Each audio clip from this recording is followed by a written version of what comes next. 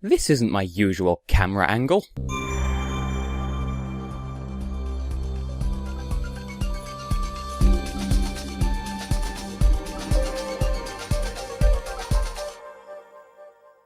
Hello everyone, I am Tessellating Hexagons. Today's the 29th day of VEDA. It's almost over already. What the fuck? It feels like I've been doing this for a week, not a month. I'm so overwhelmed by how nearly over VEDA is that I completely forgot the grammar of what I was saying. That happens to me a lot.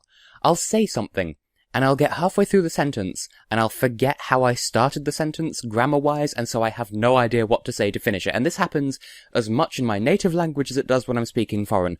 But that's not what today's video is all about. And for that matter, this video also won't address why I'm filming at this angle rather than the usual angle, which is me facing that way and the camera facing that way. And we're all a little bit perpendicular at the moment because my room's in a state of upheaval because I'm cleaning it and rearranging it and stuff, but that's not important. And I swear I'm not trying to show off my Amiibo collection either. But no, today's Friday, so it's time for the last fair trial Friday of this month. And ever. No, it's probably going to come back for next year's VEDA. Just saying. No promises, but I mean, come on. Now, last week I seem to recall promising a really controversial grand finale review, and spoiler alert, I've decided not to do that. I was going to do a fair trial Friday of Undertale and fight the corner that says, yeah, but is it really that good?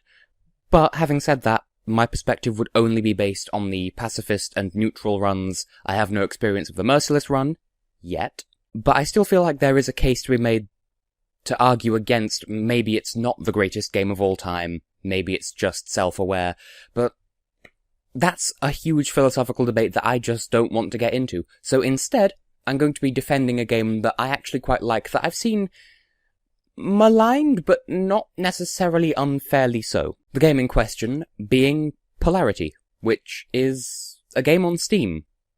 Have I covered Steam games on here before? Well, there we go. One way or the other, it was going to be a Steam game. So, Polarity. What can I say about it to describe what it is? Well, the phrase Portal clone comes to mind fairly easily, but that would be selling the game horribly short. It's similar to Portal in that it's a similar kind of futuristic first-person puzzler, cyber kind of technology, that sort of feel to it, but it just feels like it had a smaller development team and a smaller budget, so it's more or less what you'd expect, given those parameters, and I think it's currently on sale on Steam at like 98% off. Like, the developer of this game and a bunch of others do have these semi-frequent sales where their games go from about £10 or £11 to about 10p. It's crazy. In fact, there is a bundle that includes this game and 3 others that costs a fair amount normally, but will sometimes go on sale for about 20p.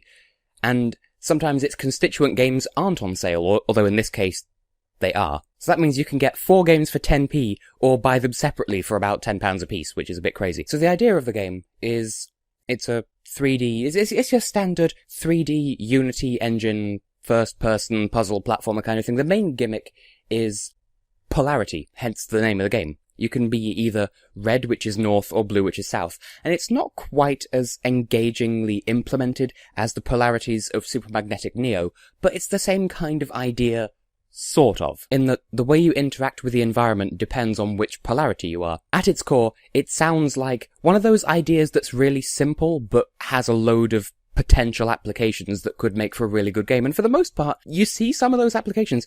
Stuff like, there are sections of floor that are a certain polarity, and you have to be either the same polarity to walk on them, or a different polarity to pass through them, or that might be the other way around. It's been a while since I played it. Depending on the direction of these floors, they can either be floors you can walk across, or walls you can walk through, and there are lasers as well, which can kill you depending on which polarity you are. So you do have to keep your wits about you as you're doing this puzzle platforming nonsense, and of course there are other gimmicks as well. There are cubes that have polarity that also obey these walls and lasers and stuff. So in short, it's like Portal, but without the portals, but with polarity instead, which isn't really a helpful summary, I know. So what does the game do right then? As I said, it's a simple concept that has a load of subsequent applications that I think is actually pretty damn fun.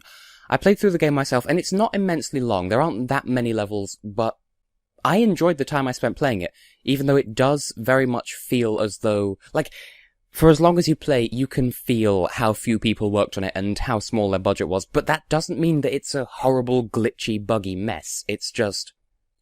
it feels as though if they'd had a bigger team, they could have done more with it, but what they've done with it is actually not that bad. It's fucking snowing again. Now, the way each level works is you start at the beginning and you try to get to the end, and there's some puzzles and platforming in between, but hidden in each level are 3... they look like those green diamonds from The Sims, but you have to find them, click on them, and collect them, and they're not required to beat the game.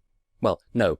They're required to beat the game to its fullest, but they're not required to beat the level. So you can just go through the game from beginning to end and not get any of them and everything's fine, but getting them is what unlocks stuff later down the line, and honestly, they're not very well hidden, but I feel like there is enough challenge to them. For example, a common hiding place that they use for them is just out of sight of the camera, just around a corner.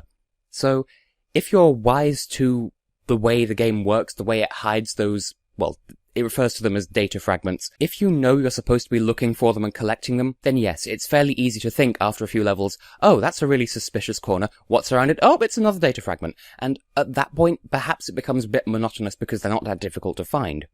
But, if your concentration slips for even a moment and you forget that you're looking for them, it is so easy to just breeze through the levels because the levels aren't that challenging. Like, just breeze through them and then get to the results screen and see, shit, I forgot about the data fragments, and so you have to do it again. Well, you don't have to do it again on the spot, but in order to 100% the game, you'd have to go back and do it again at some point. Now, I don't remember too clearly what the music or the sound design of the game is like, but I remember thinking that it wasn't that bad, and I did read a couple of Steam reviews before going into this review, because how else would I know how other people feel about this game? And there is a general consensus that the sound design isn't that bad. There was some recognition that they have either custom music or what sounds like custom music, which sets the game apart from others in at least the department that a lot of games like this that are thrown together in Unity and then stuck on Steam tend to just have royalty-free stock music, probably from that one website that everyone gets royalty-free music from. And this game has its own music, or at least it sounds like it does. And so I've seen that praised, and rightfully so. And its general aesthetic, its colour scheme, its general feel, very fitting for the mood it's going for, very, I would say, engrossing. I think it's suitable. I could believe in the world of the game as I was playing it, because the story has the player character being this multi-talented hacker, incredible computery person, and the idea is the game itself is this hacker person going into some security system and disabling it from the inside out, and then their employer gets them a whole load of money because they're like some hacker assassin person? I don't know. It's not too clear. The story is a little bit generic and not too memorable, but it's still a relatively interesting and substantially unique idea. It's by no means unique full stop, but it's substantially a little bit different. For that atmosphere, I think the general aesthetic, the sound design, the graphics, everything, I think it flows together with a nice kind of cohesion to it, so I can't fault it there. Overall, I think it was actually a pretty fun experience, but the internet is rather quick to point out this game's flaws, and I want to acknowledge them because I am not going to deny that they exist. First of all, something really petty is that this game, I believe it has a full screen mode and a windowed mode, but the windowed mode is the same size as full screen, it's just in a weird position on the screen because it has to have the border around it saying it's a window, but you can't make it any smaller than full screen size, so what's the bloody point? Or at least I think that's how it works.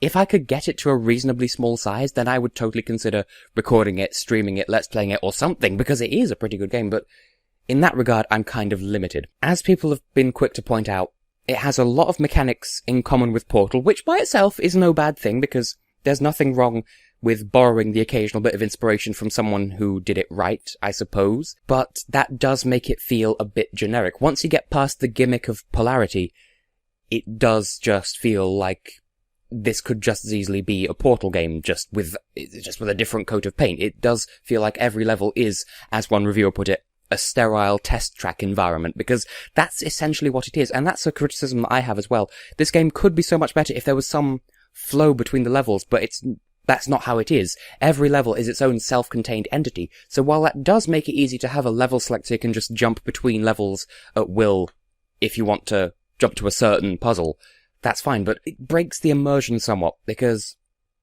if you spend long enough in a puzzle room, you'll think, okay, yep, doing a puzzle inside this mainframe database place, digital cyberspace magic stuff, arse face into outer space, green moose, guava juice, whatever. You get sucked into the world, as I did, and I mean the fact that it essentially only supports full screen kind of helps with that. But then you get to the end of the level, then you get a results screen, and then you get thrown out either into the next level or into a menu, and it just breaks the immersion for me to have this results screen saying, congratulations, you beat the level. I don't want it to be a level, I want it to be a section of this thing. I feel like perhaps the levels could have had some more flow between them if they put more effort into the story, because as I said, the story is rather...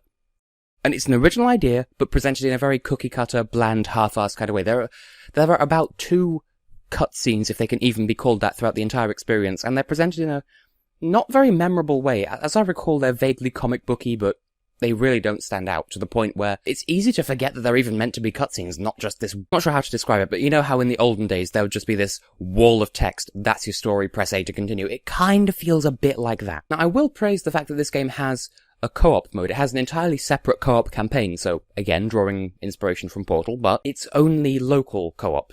Like, that there isn't any way of having 2 people own the game and playing it together simultaneously on different computers. There isn't some way of playing with someone else remotely online, or... Well, actually, that's what I just described, isn't it? The point is, it only supports local co-op, and I don't have anyone who can local co-op with me.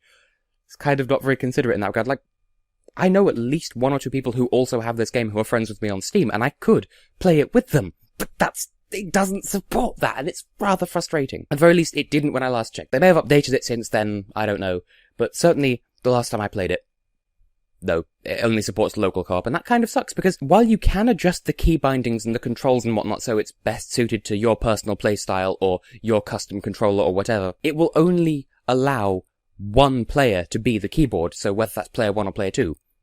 So whichever one isn't the keyboard has to have a controller. And I don't have controllers that could be plugged into the computer. I don't know, actually. I may have a PlayStation 3 controller. I know I have a PlayStation 3 controller that has a USB cable, but I suspect that's for charging it because it's a wireless controller. I don't know. Personal introspection. Would it be too much to ask to have some sort of online co-op? Please? And aside from that, I do want to reiterate the whole data fragment thing.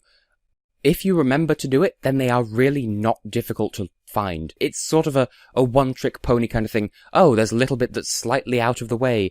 Oh, it's just round a corner, there it is. Or, oh, I just have to do this puzzle for like half a second longer, and there we go. If you were to complete a puzzle to normal completion, okay, you can progress in the level. And if you do just a little bit more, then, oh, I'll get a data fragment as well.